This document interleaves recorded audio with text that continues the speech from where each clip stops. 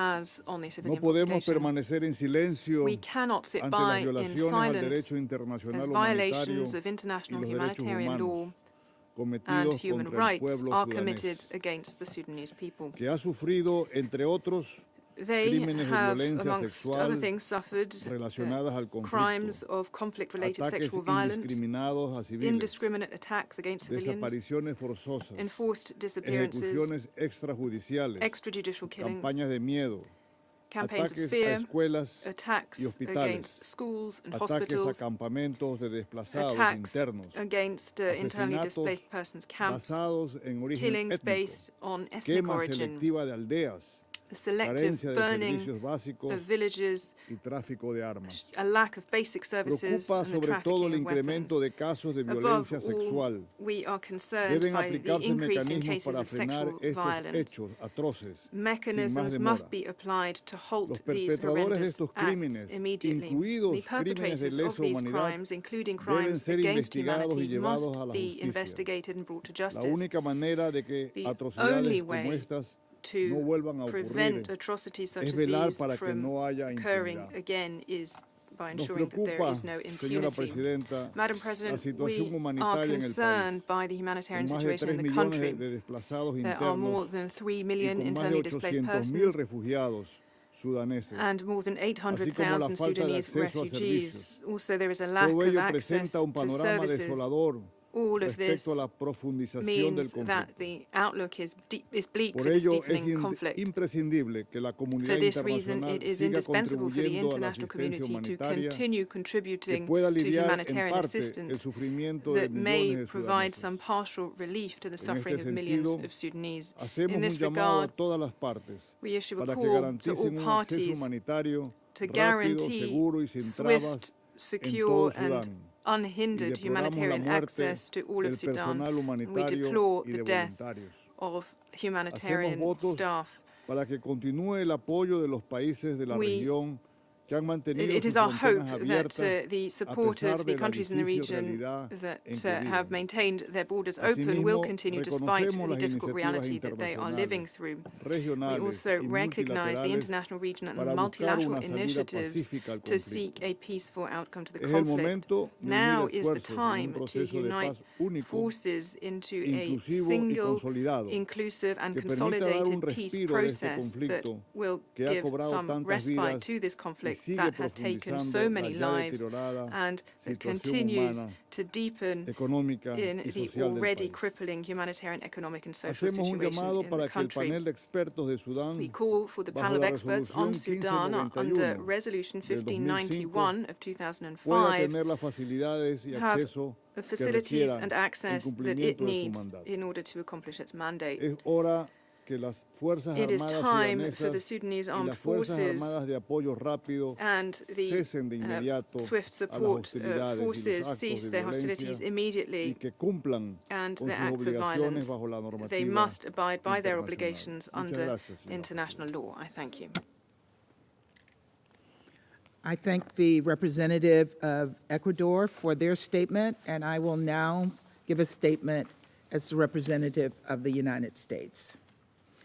I would like to thank Ms. Wosurnu for her leadership and Assistant Secretary General Pobi for her sobering briefing. And while we were grateful for the ASG's participation, we had expected SRSG Perthes to brief the Council. We now understand that the Sudanese government warned it would end the UN mission in Sudan if the SRSG participated in this briefing, and that's unacceptable. I do welcome the participation of the Sudan PR, and I look forward to hearing his statement on the situation in Sudan and particularly efforts to end this senseless war. I also want to thank the United Kingdom for calling this important meeting. Ms. Wosurnu, you noted in your statement the lack of international coverage of the situation in Sudan, which highlights the importance of having an open briefing like this. It's been over 100 days since fighting broke out between the Sudanese armed forces and rapid support forces. And in that time, senseless violence has wrought unthinkable suffering. The situation has become, in the words of a doctor from Khartoum, a living hell. A living hell. Millions of people have been displaced. We heard the numbers today. Civilians have been shot dead in the street. Children have been orphaned, forcibly recruited, subjected to violence. Women have been brutally raped. Fighting has blocked humanitarian assistance, food, water, medicine, and other essentials from reaching people in dire need. There are credible reports that the rapid support forces and allied militias have carried out continued atrocities and other abuses in West Darfur. Killings based on ethnicity, widespread sexual violence, the burning and looting of homes and villages, tens of thousands of people forced to flee to neighboring Chad and other countries. History is repeating itself in the most tragic way possible. The United States condemns in the strongest terms these reported atrocities, which are an ominous reminder of the horrific events that led us to determine in 2004 that genocide had been committed in Darfur.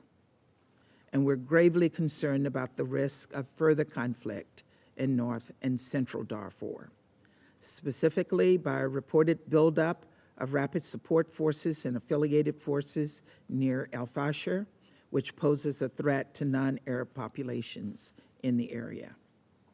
We're deeply concerned by unconfirmed reports of armed actors in Sudan preventing people from leaving the areas of Darfur in search of safety, including across the border into Chad.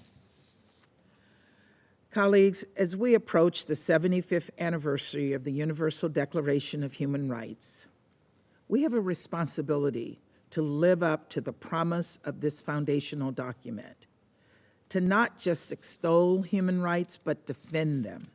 So we must all demand the parties comply with their obligations under international humanitarian law regarding the protection of civilians.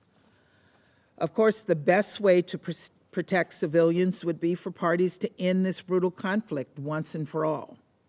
The United States and regional and international partners are unified in calling for the parties to immediately put down their weapons.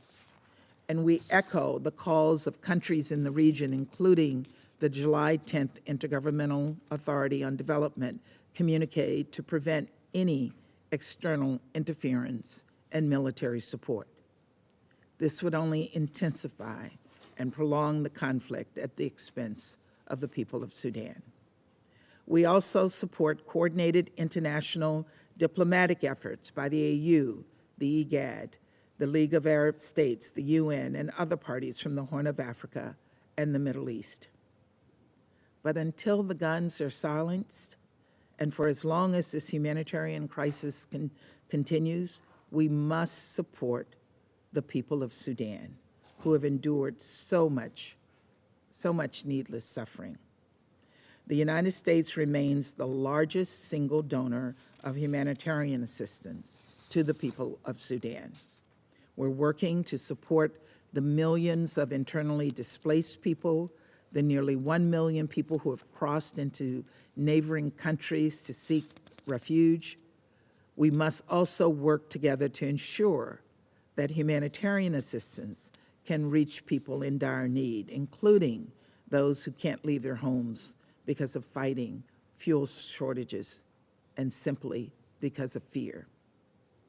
Bureaucratic hurdles and other barriers have hindered relief efforts. That, too, is unacceptable. Humanitarian workers must be free to do what they do best. They save lives. They need to be able to do that without roadblocks or delays. We call on Sudanese authorities to expedite visa approvals for humanitarian workers, enable the movement of humanitarian goods and personnel throughout Sudan, and facilitate the importation of humanitarian goods and equipment. As the situation in Sudan has spiraled, neighboring countries have stepped up to welcome refugees, and we're deeply, deeply grateful for these acts of humanity. And we must encourage these countries to ensure refugees and asylum seekers have access to needed protections. Colleagues, we must work toward a future where Sudan is back on the path of democracy. Sudan's political future belongs to the Sudanese people, and we support members of civil society, professional and labor unions, resistance committees, women and youth organizations as they heroically work to meet emergency needs, push for peace, resume the stalled democratic transition so that freedom, peace, and justice in Sudan can be realized. At this perilous moment, this body must speak out unequivocally with one voice in the name of peace. We should never give in to forces that want to stop this council from addressing matters of international peace and security. In the words of the late Elie Wiesel, a Holocaust survivor and human rights activist, he said, and I quote, "Silence encourages the tormentor, never the tormented." We must all urge the Sudanese armed forces and the rapid support forces to end the bloodshed and end the suffering of the Sudanese people. There is no acceptable military solution to this conflict, and peace cannot wait another day. Thank you. I resume my role as President of the Council, and I now give the floor to the representative of Sudan.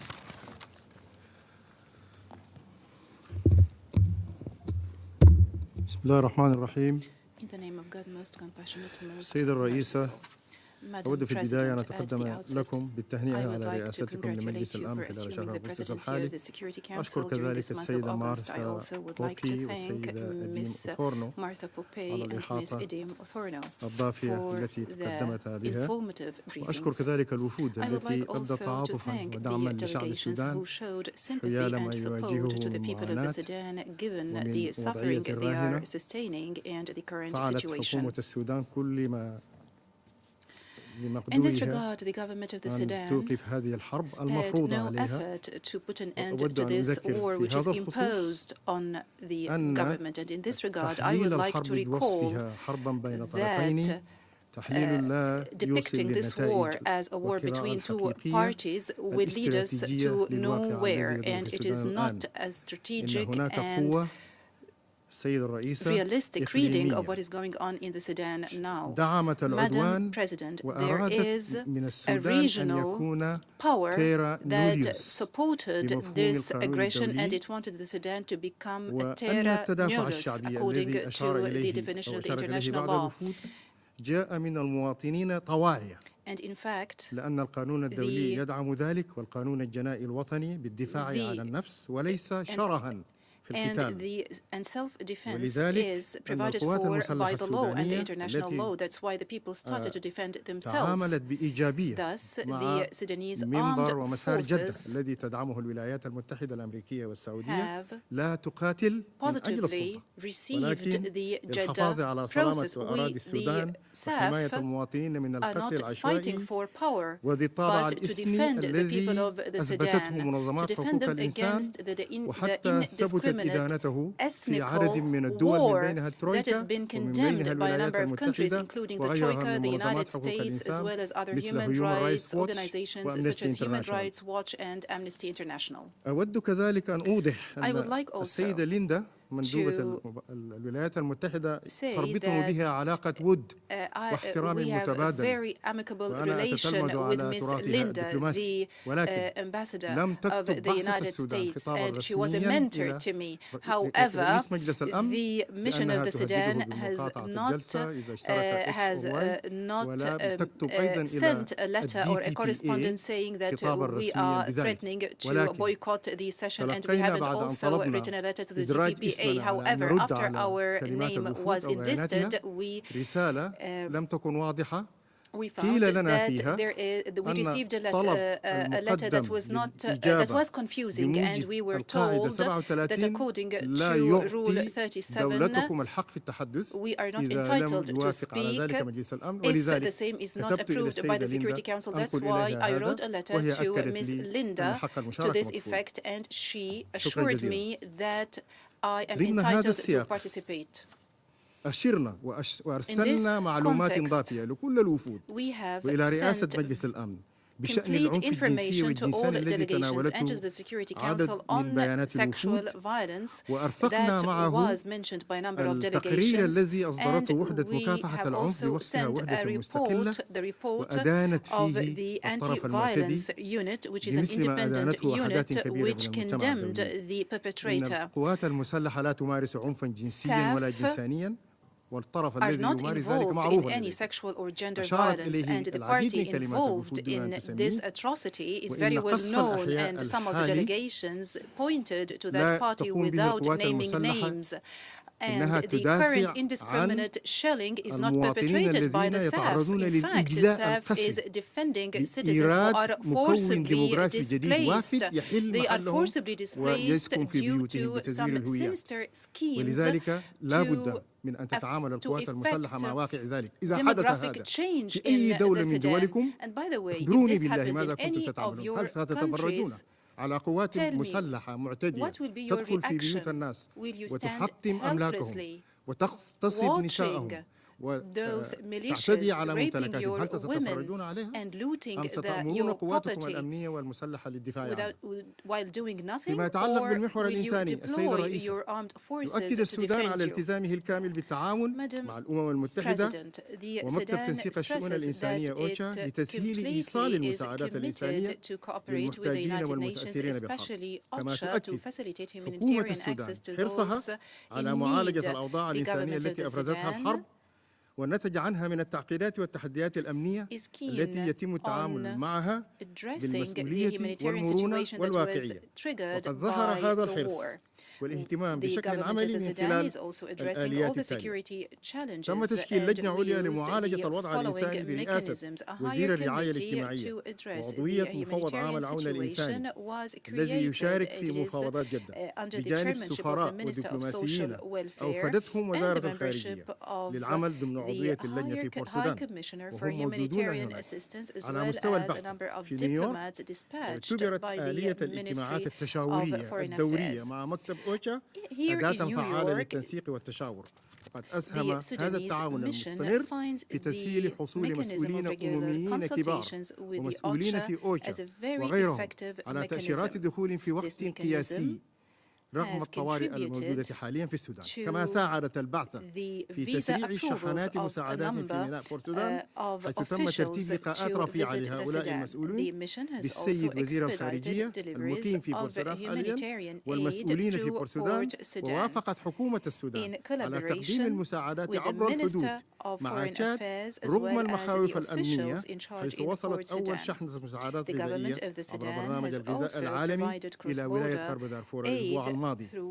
أكملت السلطات في بورت السودان كل الإجراءات الخاصة بتحرك أكثر من 580 شاحنة تتبع للأمم المتحدة تحمل مساعدات إنسانية تبلغ حمولتها آلاف الأطنان المترية ضمن عملية إغاثة أمكن تنفيذها مؤخرا وبإمكاننا أن نقدم الدليل المطلوب في ذلك لمن رغب. ينبغي النظر للتعامل مع الأمم المتحدة ممثلة في أوتشا في معالجة الأوضاع الإنسانية من خلال التعاون والتنسيق مع الدولة المتأثرة وفقا للأولويات التي تحددها والاحتياجات التي تقدرها، وأن يمتد هذا التعاون ليشمل المسائل الأخرى المتعلقة بتحديد الأولويات والنطاق الجغرافي لتوزيع المساعدات وكيفية توزيع المساعدات وحمايتها، وذلك وفقا لقرار الجمعية العامة بالرقم 182/64/91. إن التعاون سيدة الرئيس عملية مستمرة وقابلة للتحسين والتفاهم المشترك وليس مجرد تلبية طلبات مرحلية. ما يهمنا هنا النظر إلى الصورة الكلية والتأكيد على تعاون السودان مع الأمم المتحدة، وقد أوضحنا ذلك للسيد الأمين العام. وفي هذا السياق لا بد من توضيح المسائل التالية: إن حدوث تأخير في الحصول على التأشيرة أو قيام الحكومة باتخاذ إجراءات بهدف ضمان سلامة وأمن العاملين أو المساعدات الإنسانية في ظل ظروف الحرب ينبغي أن لا ينظر إليه من باب المعوقات البيروقراطية bureaucratic access impediments. إن قضايا أخرى ساهمت في إبطاء تقديم الخدمات والمساعدات الإنسانية مثل ضعف التمويل، سد الفجوة المالية البالغة أكثر من 70% من التعهدات التي تم قطعها ونذرها في ووعدها في جنيف التي بلغت مليون of the pledges that were made in Geneva and which were made in more than $1 billion.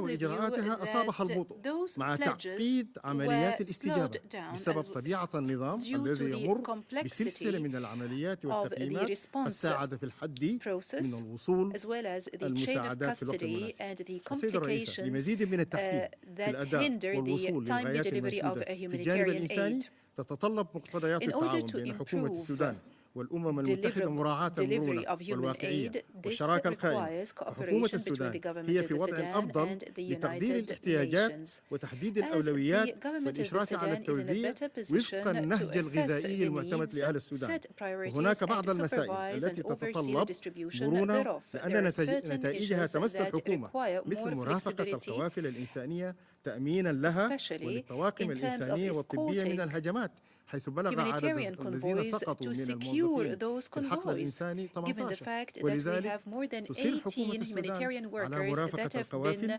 حتى تبلغ مواقعها من المحتاجين، وليس ذلك قهرا cooperate in order to secure the humanitarian convoys, and this is not intransigence on the part of the government of the Sudan. In this regard, the government of the Sudan tries to and strives to protect all humanitarian and medical crews. And sometimes those precautions need time, and this should not be controversial. In addition to the fact that the government and local government in-host communities in the states of Al-Jazeera, White Nile, the northern state, the Nile River state, and the Blue Nile. يرحب السودان بمبادرة الاتحاد الأفريقي التي توصلت إلى خارطة طريق تتضمن عناصر من بينها تنسيق جهود كافة الشركاء الإقليميين والدوليين في آلية موسعة والوقف الفوري والدائم للأعمال العدائية وإيصال المساعدات الإنسانية واحترام القانون الدولي الإنساني واستئناف عملية سياسية شمولية من أجل حكومة ديمقراطية. سيد الرئيس، إن المبادرات الموسعة والمتعددة تثير الربكة، وليس بالضرورة أن يكون حظ الآلية الموسعة في النجاح أكبر من المبادرة التي تنال رضاء الحكومة السودانية وتحافظ على سيادته وترغب في الاستماع إلى موقفه. في الاجتماع الذي عقده مجلس السلم والأمن والشؤون السياسية في أديس أبابا في نهاية مايو الماضي، جرت الإشارة بإيجابية منبر أو مسار جدة الذي أسفر عن عدد من الهدنات قصيرة المدى، وأكدت الإيجاد التزامها بتعزيز السلام في السودان، ورحبت بمسار جدة كمسهل للمحادثات بين طرفي النزاع وتأمين عملية سلام موحدة وشاملة برعاية الاتحاد الأفريقي والإيجاد والجامعة العربية والأمم المتحدة لدعم المسار الذي يختاره أهل السودان بعد توقف العدائيات والتوصل إلى وقف لإطلاق النار، ونأمل أن يكون ذلك قريبا. سيد الرئيس، معلوم أن مسار جدة مقتصر على معالجة الأوضاع الإنسانية وإدارة مسألة الإغاثة ووضع حد للعمليات العسكرية، ولا يهدف بالأساس إلى إجراء محادثات سياسية. إن الحرب الراهنة غيرت خارطة ديناميات السياسة والرؤية المستقبلية في السودان، والأقرب إلى التحقق هو بروز قيادات وطنية مدنية جديدة تؤلف حكومة تكنوقراط مستقلة وتشرف على انتخابات عامة بدون مماطلة لتفرز التالي: إكمال مسار الانتقال السياسي بأهداف محددة وأهمها إجراء الانتخابات. وفي هذا يرحب السودان بدعم وإشراف الأمم المتحدة على هذه الانتخابات، ضمان عودة الجيش إلى السكنات والقيام بدوره الطبيعي والدستوري في الدفاع عن الوطن وسلامته الإقليمية ووحدة أراضيه، ودعم الحكومة الجديدة الوطنية من تحالف وطنيين جديد لم يدعو إلى الحرب ولم يشرح لها صدرا ولم يدعم عملية العدوان الشامل للإزاحة الديمغرافية للسودانيين من وطنهم بقوة السلاح، ولم ينتهب أموالهم ولم يدنس حرمة نسائهم الحرائر. بدء حوار سياسي قومي جامع لا يشبه حوارات بيزنطة السابقة لتحديد المسار الديمقراطي وأجندة إعادة البناء والإعمار والتنمية وإحلال السلام. إن أزمة السودان الحالية السيد الرئيس لا تحلها آليات موسعة تربك المسار بمختلف المكونات الإقليمية والدولية مثل سفينة تايتانيك، حيث يكون مصيرها الغرق. كل من أراد المساهمة في حل الأزمة السودانية عليه أن يضمن سيادته وسلامة أراضيه واستقلاله السياسي ويبتعد عن تنزيل الوصفات وفق سيقة آمرة. The sovereignty of the Sudan. The Sudan is sovereign. Again, the Sudan is seeking the help of its African and Arab brothers and sisters, as they are in a better position to know the traditions of the Sudan. Thus, when finding or when striving to find a solution and a way out of the current Sudanese dilemma, the sound of the Sudan and the voice of the Sudan should be heard and listened to. Meanwhile, more flexibility is needed to resume the political path according to a new vision. In this regard, the Sudan will continue to work towards peace, and we insist on the declaration of the general principles signed in Jeddah on 11th of May, together with the protection of civilians and facilitating access of humanitarian aid to all the areas in the country. برعاية المملكة العربية والسعودية وأمريكا لتعنت ميليشيا التمرد وعدم التزامها بمقررات المنبر المتفق عليها والتي تتمثل في خروجهم من منازل المواطنين والمراكز الخدمية الصحية التعليمية والرياضية بالأحياء المختلفة. إن القوات المسلحة السودانية ملتزمة بمواصلة المنبر متى ما التزمت قوات التمرد بالخروج من المرافق التي ذكرناها. إن الشعب السوداني سيد الرئيس is observed by the rebel group. The Sudanese people who sought refuge to neighboring countries are suffering from the incursions of militias and from destitution. The government of the Sudan responds to the indiscriminate shelling by the militias in Omdurman and other cities in the Sudan. Those who displace those citizens from their homes due to some sinister schemes, and they continue to undermine the economy and loot properties and loot banks. This scheme will cause disruption in the African Horn, the Red Sea, as well as the Nile Valley, the Sahel, and Eastern Africa.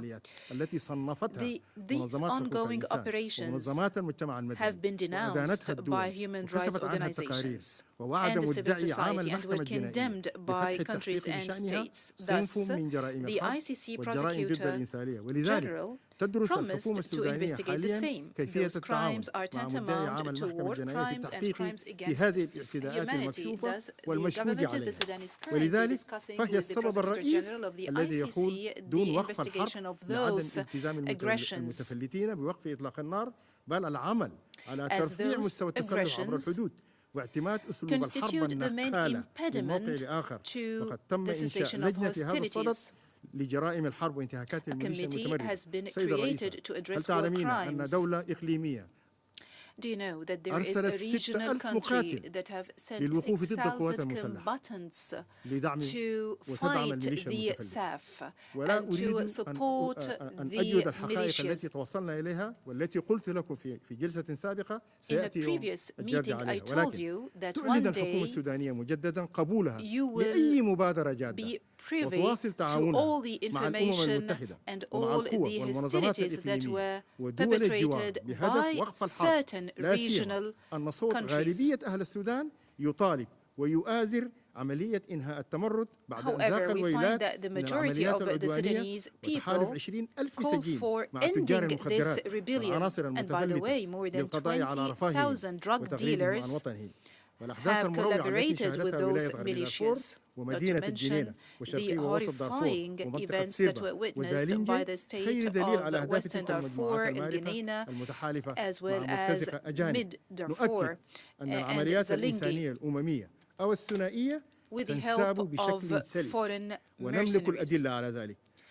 Madam President, UN and bilateral humanitarian operations flow smoothly, and in this regard, the Sudan refuses and rejects any encroachment on its sovereignty for any motives whatsoever, especially by using unilateral measures. The Sudan, by the way, was a partner in one of the biggest UN operations in the 80s of the last century. already. That's why the Sudan does not need lessons from others or lecturing in this regard. Madam President, the Sudan commends the efforts of the League of Arab States and the fraternal country Egypt for preserving the sovereignty of the Sudan, and we call upon the international community, the United Nations, and major powers to support the Sudan while it's facing an externally backed invasion, to reach immediate and permanent ceasefire and to support the Sudanese people towards a new political process and the national government that will culminate from this prospective process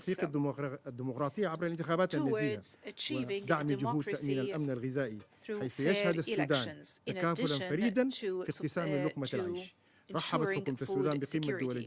The government of the Sudan welcomed the Sudan's neighboring states summit held in Cairo on 13th of July and its balanced communique, and we positively welcome the ministerial mechanism created thereby. The first meeting of the mechanism was held in Chad on 6th of August. The Sudan will work with all parties in order to put an end to this war and ما تلتزم الميليشيات المتمردة بوقف مهاجمة المساكن والأحياء والأعيان المدنية والمرافق الحكومية وقطع الطريق وأعمال النهب الموثقة. إن قوات الدعم شنت مع الميليشيات المتحالفة حملة عنف للسيطرة على المدن على بعض المدن الكبرى وقطع طرق التجارة في دارفور استخدمت فيها المدفعية الثقيلة بشكل عشوائي في المناطق الحضرية ونسقت هجماتها البرية مع ميليشيات متحالفة major cities as well as trade roads in Darfur. They have also used heavy artillery and blocked main roads between Darfur, Chad, and the Central African Republic, as well as many major cities such as Zalinji, Niala, and El Fasher. Those forces, backed by their allied militias, have also launched attacks, coordinated attacks using heavy artillery, and they have systematically targeted the centers and outposts of displaced people. After the stalling of the indirect talks, military confrontations continued in Khartoum. However, the government of the Sudan communicates with all national and international parties to put an end to the war and the suffering of the people, and we stress that the government of the Sudan stands ready to take any action necessary to put an end to the war and we stress the fact that the Sudanese people refuse the militias and refuse for the militias to have any political participation in the future. The militias recruit new forces from neighboring countries, and there was an attack that was launched recently, but the SAF managed to counter that attack. The Sudan stands ready to talk to any of the delegations if you have any plan to put an end to the war in the Sudan, and we do guarantee and ensure that the SAF will welcome any positive initiative that also covers all the priorities of the government. Thank you. I thank the representative of Sudan for their statement. There are no more names inscribed on the list of speakers. In that case, the meeting is adjourned.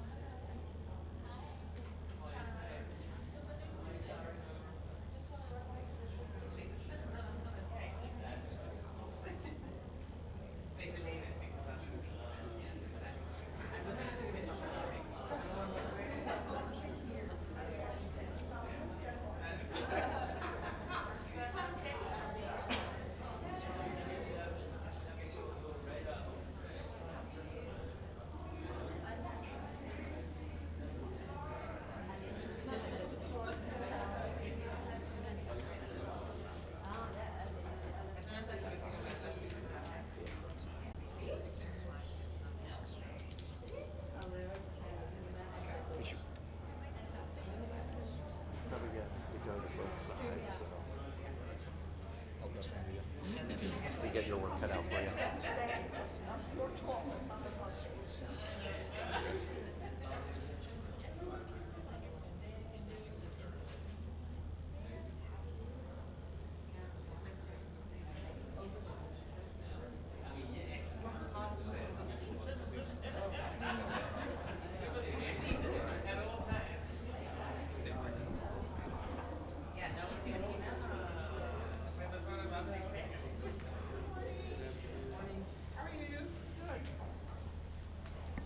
Or is it afternoon? It is afternoon, 12:06. So good afternoon. And let me thank all of you for being here. I'd like to make a statement in my national capacity. Today, the Security Council met to discuss the pressing matter of international peace and security, the ongoing conflict between the Sudanese armed forces and the Rapid Support Forces. I would like to thank Ms. Wasarnu and Assistant Secretary General Pobi for their sobering briefings this morning. I was told the council as I told the council just now, while we were grateful for the ASG's participation, we had expected that SRSG Perthes was going to brief the council. We now know that the Sudanese government threatened to end the UN mission in Sudan if the SRSG participated in this briefing, and that was really outrageous, and I did make that point in the council. No country should be able to bully a briefer into silence, let alone the United Nations. A conflict that has gone on for over 100 days and has turned large swaths of Sudan into a living hell. The stories and the images coming out of Sudan, especially out of Darfur, are bone-chilling. There are credible reports that the Rapid Support Forces and allied militias have carried out continued atrocities in West Darfur, killings based on ethnicity, widespread sexual violence, women who have been brutally raped, children who have been orphaned, forcibly recruited, subjected to violence. And I think about children like Issam Mohammed, an 11-year-old who fled Sudan and found his way to a refugee camp in Chad. And according to a Washington Post article, Issam's mother, Fatima, lost her parents in the 2003 genocide. And 20 years later, Issam's mother was killed by a sniper in Western Darfur. Now Issam is left to care for his 13-month-old sister. One of the worst chapters of recent history is repeating itself, and it's beyond horrifying. The Security Council and the entire international community has a responsibility to demand the parties comply with their obligations under international humanitarian law regarding the protection of civilians. We have a responsibility to ensure humanitarian assistance can reach people in dire need. And we have a responsibility to urge the Sudanese armed forces and the Rapid Support Forces to immediately put down their weapons. At this perilous moment, the Security Council and all member states must stand on the side of peace and on the right side of history. Let us do everything in our power to end the bloodshed. Sudan's political future belongs to the Sudanese people, not to the men who are with guns who are prolonging human suffering. And I do call upon all of you to continue to report on this dire situation. One of the briefers said that she was struck by the lack of reporting on what is happening in Sudan. And she commented that not knowing what was happening was very, very worrisome. And that's why I appreciated the UK calling for this meeting today, because it gave us an opportunity to once again bring this situation to the forefront of the news. Thank you very much.